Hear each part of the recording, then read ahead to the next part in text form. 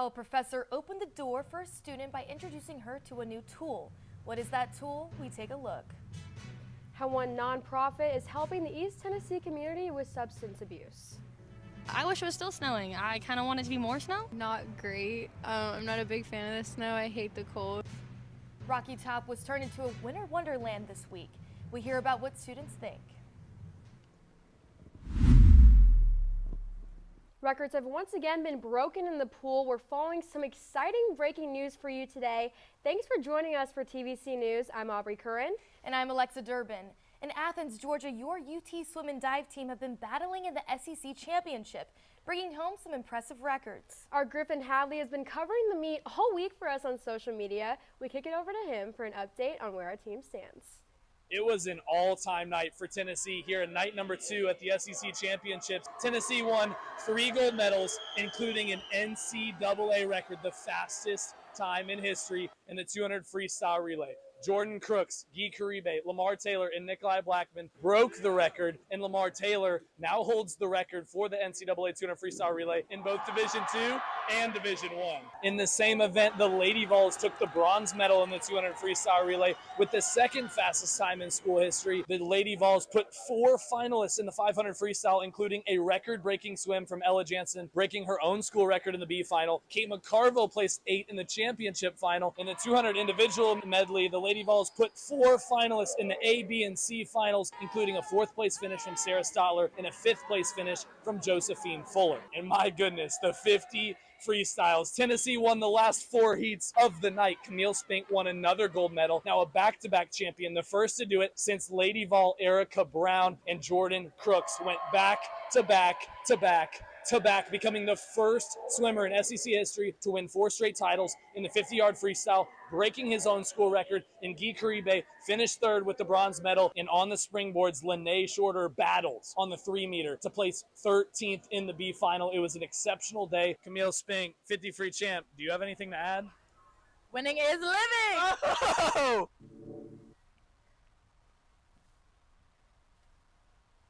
In case you didn't go outside this week, I know I wish I hadn't.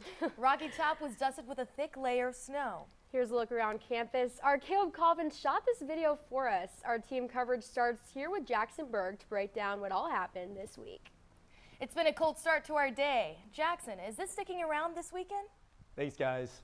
Let's recap what's been happening with the weather the past few days. We have been seeing very cold temperatures with temperatures as low as 25 degrees on Wednesday, and we have been seeing a decent amount of wintry precipitation like snow or sleet, and that's been causing slick roads and sidewalks. This graph here shows the minimum temperatures, and we can see near Knoxville those temperatures are as low as 12 degrees. And then this graph is going to show our wind chills with them getting down to nearly 8 degrees. This was from Tuesday evening until Wednesday evening when there was a winter weather advisory over Knoxville and the surrounding areas. We saw snow reach levels near 1/4 of an inch in accumulation for some areas, which caused many classes to be canceled because of higher risk commutes to campus on Wednesday and Thursday. If we look here, we can see the predicted snowfall from when that advisory was in place. So there's about a 50% chance that accumulation would reach over 1 inch. The weekend forecast will be covered a little bit later on in the show, so stay tuned. Thanks, Jackson. One professor in the College of Communication is helping students who struggle with a common learning disability. I spoke with Dr. Kola, who discovered Open Dyslexic, a font that makes reading easier for those who have dyslexia, and learned of the impact it has made on students. For some students, reading what's on your computer screen is an easy task. But for those diagnosed with dyslexia, it can be quite a challenge. I found out towards the end of my high school career, and it was something that, became a part of my identity, and I had to learn how to accept that. Addie Lafayette is a UT senior who's had to overcome certain challenges in the classroom. So something that's been really hard for me in college is the PowerPoints that professors use. A lot of them use different fonts, they use different sizings. It takes a lot longer for me to be able to change those capital letters into normal letters. But Addie's learning ability has been made a little easier thanks to CCI professor Dr. Kola, who recently found Open Dyslexic, a font that converts what students read. I often do searches just for helping students in the classroom, and I came across it on a search and did some research about it and decided that it doesn't work for everybody, but I figured if it only helped one person, it's certainly worth it. Cola shared the font with her CCI colleagues, where it was then sent out to students. And I was shocked just at how easy it was to access on my computer, and then how much different it made everything that I was reading. From taking notes to browsing the internet, the font translates words and letters to help students better understand what they see. I think that this will really change the game for students with dyslexia because it'll make things a lot easier to understand and comprehend. It's a resource that anyone and everyone can use. This is why I do what I do, because, you know, this is going to help her hopefully the rest of her life. Making students feel supported. I think if I would have had this in high school, it really would have helped me. And showing them there's always a helping hand. I'm very grateful that I've had a great team and a great support system along the way with this journey. On UT campus, Alexa Durbin, TVC News. To learn more about Open Dyslexic and how you can benefit from it, visit our Instagram page at TVC News Now. Construction on campus is a year-long occurrence, impacting every student in its path. But amidst the chaos, one group of students in particular may be being overlooked. I had the chance of looking further into this issue. I think sometimes when there are construction projects that are happening, there's maybe not enough information or signage that sort of says that there's a construction project happening. Sometimes I don't realize a sidewalk is closed and it may be the only accessible route for me to get to class. Right now there's one outside of the Mincow Electrical Engineering building that's a little bit challenging for my wheelchair. Megan Quigley is an undergraduate student who has had some issues with campus construction. There was an instance rather recently in the Humanities and Social Sciences building where they were repairing the elevator, and I come in on the plaza floor, which is the main accessible entrance, and to get to my classroom I have to take the elevator up one floor.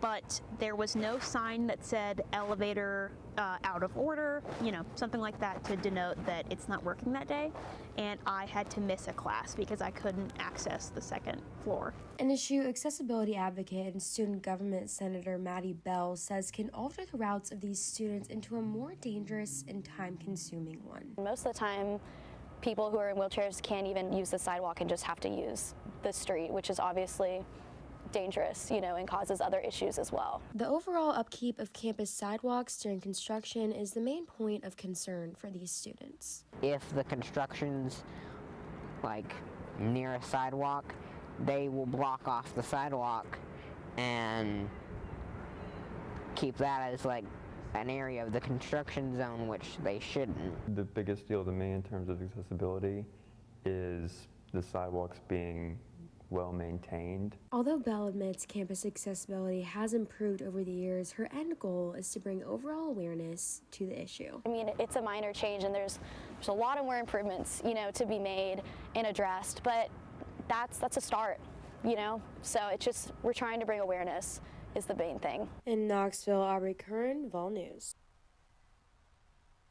Maddie has been working on accessibility for years and has already successfully passed a bill with student government on updating old signage and facilities around campus. Yeah, Alexa, and you know, just following these students around for the day really put their issues in light for me. I mean, a broken elevator would just set me back a couple seconds in taking the stairs, but for Megan it meant missing a whole class. Now, these students aren't calling for any sort of drastic change. Their main wish for this story was for communication to be better when construction is underway, and of course for the sidewalks to be well maintained. The Knox County Forensic Center releases an annual drug-related death report every June. In 2023, there were over 519 overdose deaths. Our Kyla Berry went to a conference that is helping decrease these drug-related deaths all across East Tennessee. Kyla, what is this conference and how are they helping lower the death rate? Yeah, Aubrey, Metro Drug Coalition is a nonprofit organization focused on creating a community free of substance misuse.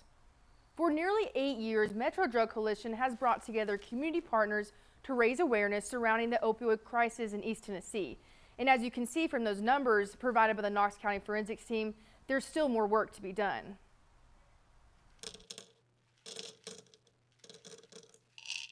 Metro Drug Coalition holds an opioid conference every year, bringing together recovery, medical professionals, therapists, counselors, and community members. Creates an opportunity for the healthcare providers to get together to to build relationships, to learn what best practices are happening. Metro Drug Coalition tells me this year's convention focuses on ways to prevent substance misuse from starting. Looking at ways to be innovative and provide more addictions care and mental health care in a primary care setting. Executive Director of Metro Drug Coalition says 8 years ago they saw a need for change in substance misuse. Things have changed as a result of a lot of the work that Metro Drug Coalition has done, and that the group of folks that attends this conference. System is improving.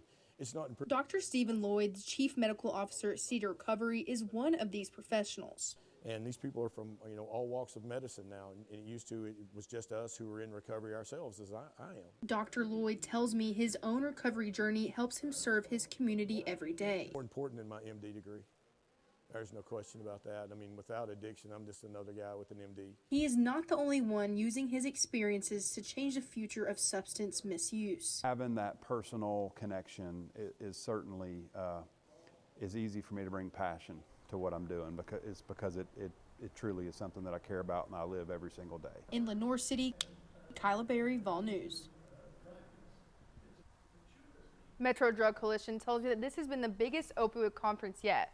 They raised over $42,000 yesterday, and this money all will go back to the nonprofit organization and help people dealing with substance misuse all across East Tennessee. Kyla, with the use of Narcan, has this helped decrease the overdose rate? Yeah, Alexa, Tennessee Department of Mental Health and Substance Abuse Services says Narcan provided through the Tennessee Save a Life program has reversed more than 103,000 overdoses. And to put that into perspective for you guys, that is enough lives saved to fill Neyland Stadium.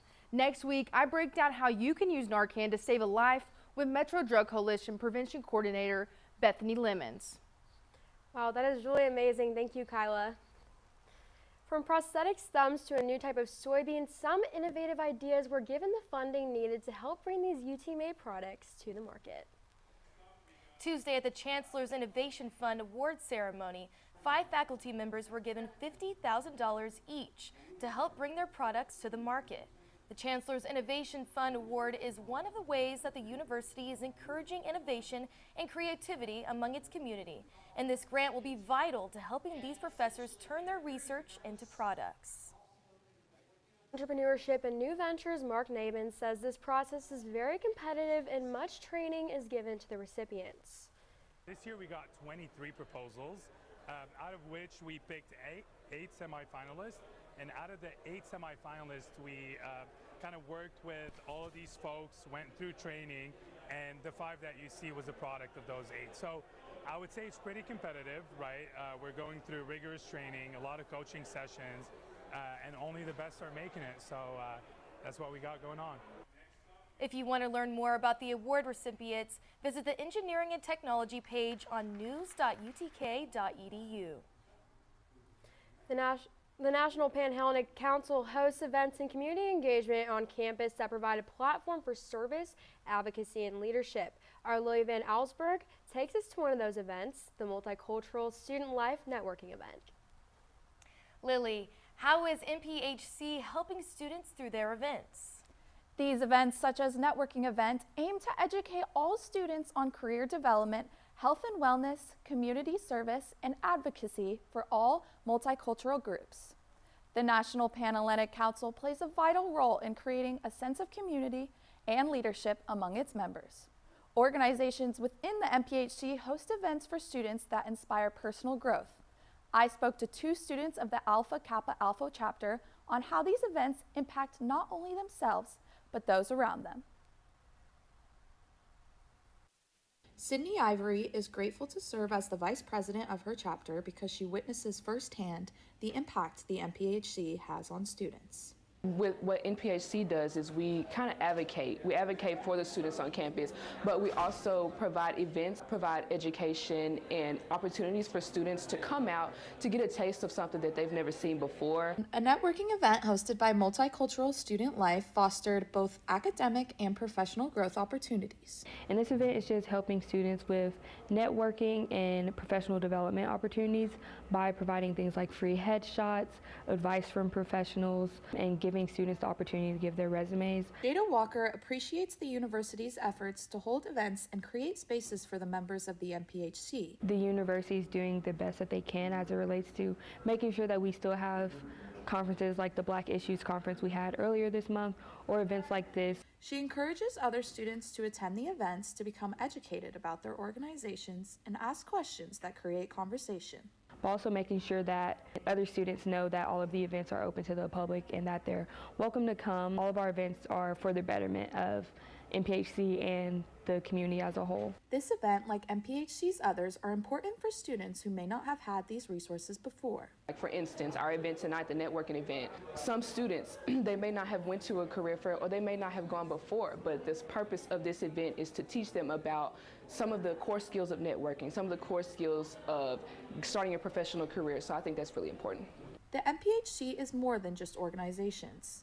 It's a community that empowers students to lead, connect, and create change.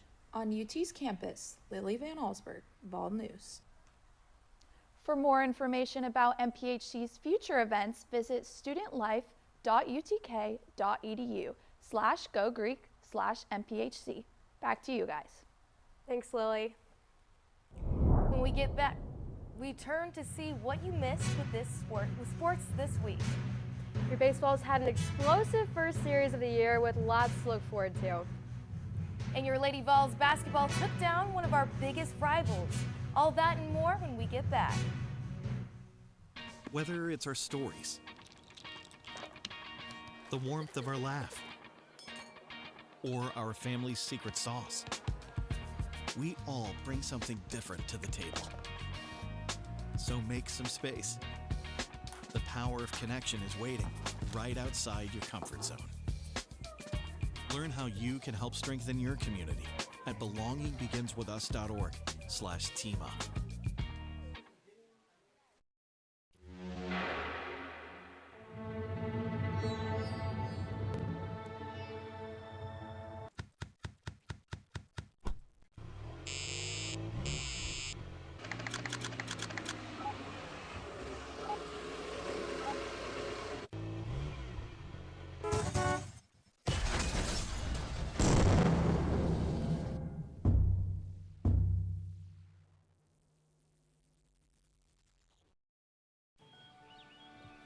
Right there.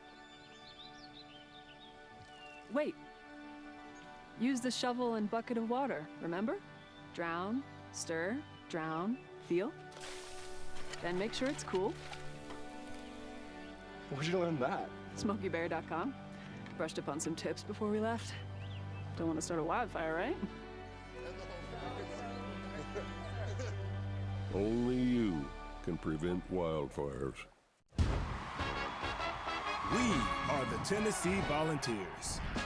People who create connections, push boundaries, do the research that changes lives. We've got world-class academics and championship athletics. To be the best, you gotta learn from the best. And if you wanna lead, you gotta light the way. We've got what it takes. It takes a volunteer. Welcome back to TVC News. It's been a busy week for sports here on Rocky Top, but when is it not? Am I right, Alexa? Right, Aubrey. Our Zach Pelfrey joins us to bring you up to date on everything you missed. Zach?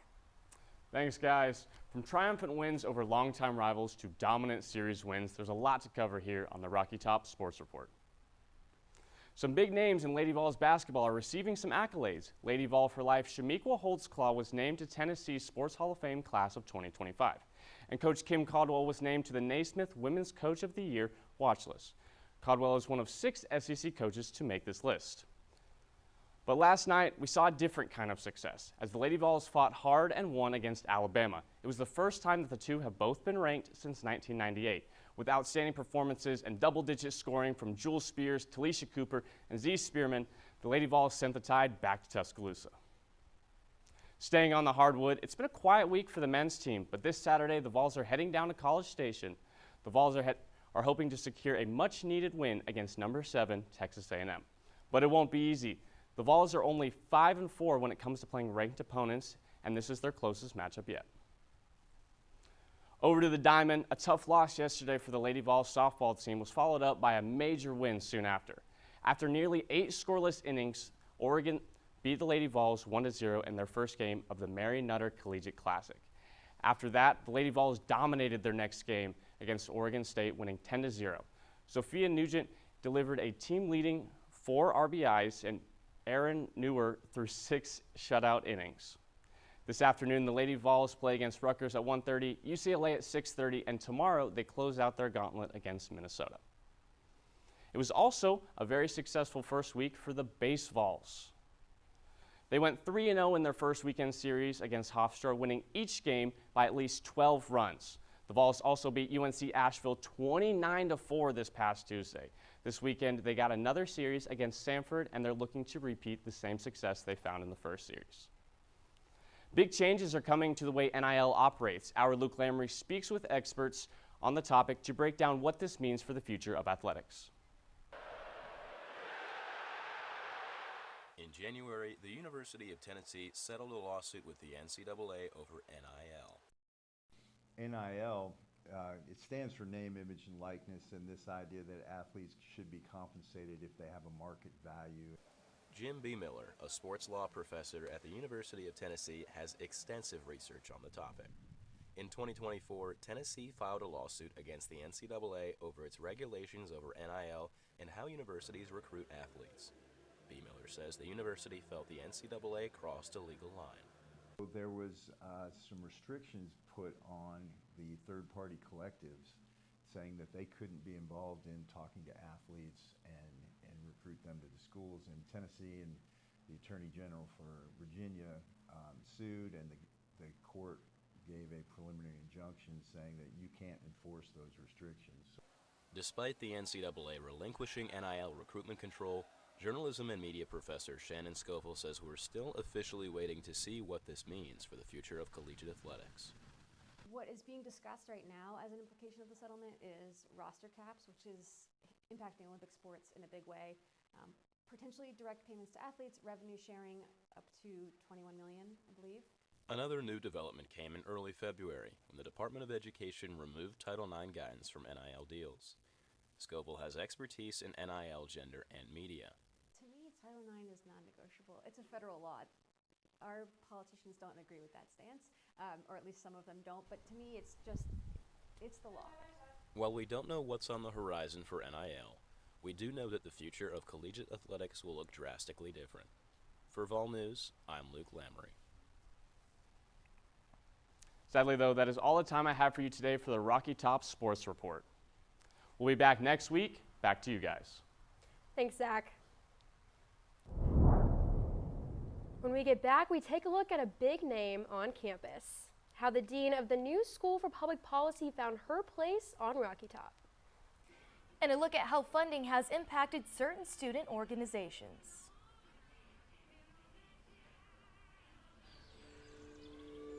Hear that? That's the sound of your life.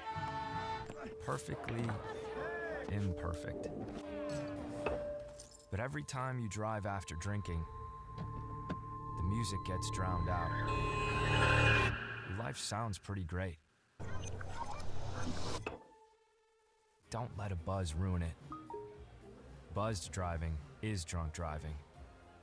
Don't drive buzzed. I don't think that many kids in my son's school even do it. He makes fun of his friend who vapes. He would never try it. She's into soccer. She's on the honor roll. She's just not the type. No way. No way. No way. No way, my kid would never vape. Get your head out of the cloud. Today, nearly 8,000 kids will start vaping, maybe even yours. Learn about the dangers at talkaboutvaping.org. Hi, I'm Ryan Blaney, a third-generation race car driver. And we dedicate a lot of our time to going as fast as possible. But when my grandpa was diagnosed with Alzheimer's, it was a very unexpected bump in the road for us. It's important to notice if older family members are acting differently, experiencing problems with their memory, or having trouble with routine tasks. Early detection of Alzheimer's can give your family time to explore support services, make a plan for the future, and access available treatments. If you or your family are noticing changes, it could be Alzheimer's. Talk about seeing a doctor together. We are the Tennessee Volunteers. People who create connections, push boundaries, do the research that changes lives. We've got world-class academics and championship athletics. To be the best, you gotta learn from the best. And if you wanna lead, you gotta light the way. We've got what it takes. It takes a volunteer. Hey Vols, welcome back. Let's take a look at our weekend weather forecast here on Rocky Top. It is expected to stop snowing for the remainder of the weekend. However, there is a slight chance of some minor flurries Friday night into Saturday morning, but definitely nothing we should expect. And although the snow is leaving, the cold temperatures are going to remain this weekend. Temperatures as low as the mid-20s through Friday and Saturday nights. Friday we'll see temperatures around the lower 40s, and it might remain slightly overcast with wind gusts around 25 miles per hour. Saturday we will see a high of around 45 degrees, but again falling into the 20s throughout the night, and also we'll be seeing some light winds. The skies will be clearing up with partly sunny skies starting Saturday, and we're expected to see a day full of sun on Sunday, which will have highs up to 50 degrees. Winter is still in full swing, so remember to stay warm and stay cautious of the shift in weather that Knoxville has been seeing over these past few weeks. That's all the weekend weather updates that I have for you. Back to you guys at the desk. Day full of sunshine. Happy for that. Thanks, Jackson. Hope you had a fun time in the fall winter wonderland. For the second year time this year, UT's campus saw extremely cold temperatures and snow. While the university wasn't officially closed, many professors opted to put classes on Zoom. Students took full advantage of it, making a little snowman all over campus. But for many Tennessee natives, the snow is considered an unusual phenomenon, especially for a second time, something that researchers say might be the result of climate change. You know, climate change is not necessarily a warming. It could be, we call it extreme weather, right? Extreme weather can be a very warm and very cold. Because it is we call it abnormal. Tune in next week as we dive deeper into why behind the scenes seems to be colder than usual winter. In this cold, many students still have to go to class. Our own Caleb Colvin went out to campus to talk to students and get their thoughts on the snow. What's up, y'all? It's Caleb here. It's snowing in Knoxville, so today I'm on campus getting the students' opinions about the weather. How do you feel about the snow today? Maybe pretty happy, honestly. I woke up, look outside, I'm in a good mood immediately. I wish it was still snowing. I kind of want it to be more snow. Not great. I'm not a big fan of the snow. I hate the cold. I feel good about it. I like that when it's cold. I like it to snow when it's cold and not just be cold. I really like it. It reminds me of film. I'm from Germany, from the Alps. I love the snow, except I wish my management exam was canceled. Shouldn't have canceled class. I mean, cancel class more because I don't want to go to class. What's y'all opinion about snow days in Knoxville? Like, do y'all enjoy them or are y'all over it at this point? Oh no, I enjoyed them. Yeah, I do enjoy the snow days. I am ready for spring to come, but it was a good last snow day. I'm from Ohio, so I like the snow. I enjoy them just because I'm from Nashville. It didn't snow much growing up, so I just like every bit of snow I can get. Definitely enjoy snow days, but here in Knoxville, there's not much to do when it's snowing. I might go like mess around in the snow later, go sledding. I think it's cute, but like they should give us the day off so we can like play in the snow and like have fun and stuff. What's your favorite thing to do when it snows? Sledding. I really like going sledding and skiing. Probably stay inside, honestly, make soup, watch TV. Normally skiing or going for hikes. Sledding and hot chocolate. Well, I used to competitively downhill ski, so I definitely like skiing for sure. Probably build snow forts. I built an igloo one time. I really like to build miniaturized snowmans. I think they're super cute, and I like to leave them around like my house or like campus and stuff. If like I find a hill, I'll sled with my friends. Or build a snowman or something, just be a kid again. That's it for me, guys. It's supposed to be cold Thursday and Friday, so please make sure that you're staying bundled up and warmed up. If you got anything planned, make sure you're staying safe too. And while it may be cold outside, brighter days are hopefully ahead as it should warm up going into next week. Now, I seriously hope that's true because I don't know about you, Lexa, but I am not built for this cold weather. A little over it. Yeah. You may see dancers at the Student Union every Wednesday and Thursday and Sunday, but now they have more to worry about than just their performance. Our own Caitlin Kirkpatrick tells us more about it.